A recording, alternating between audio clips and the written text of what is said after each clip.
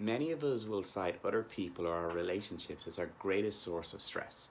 If only others would understand us or just do what we need them to do.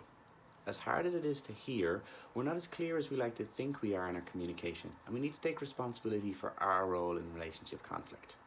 The reason why non-violent communication is so late in the course is that if we are a mess in our heads, not really present or clear, or acting out of fear, etc., we try to communicate to someone who's also a mess in their heads in a very messy style, it's unlikely that's going to lead to harmonious and beneficial relationships.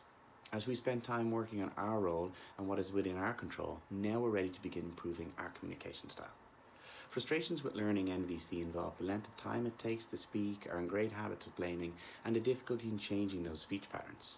Yes, communicating in this style first feels very cumbersome and wordy.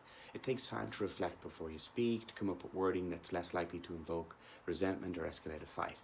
The time saved is in reaching a mutual understanding rather than just hoping your message sent is the message received.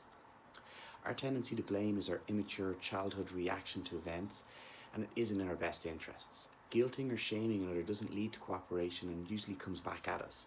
By taking responsibility for our reactions, we avoid escalation in arguments. We'll need to remind our clients that they won't get it right, and it's to practice that over time will improve results. Much like our forgiveness practice, it's worth starting with lower stakes conversations and building up from there. Yes, it takes work to change our thought patterns and speech patterns. It's why we've been working on our self-talk before we start consciously working on how we talk to others.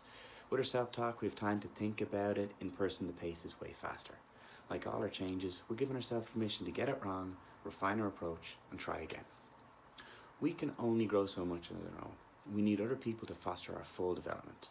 When we communicate in a style that empathizes with another's struggles and genuinely looks for a win-win outcome, we're not only developing ourselves, but we're helping those closest to us as well.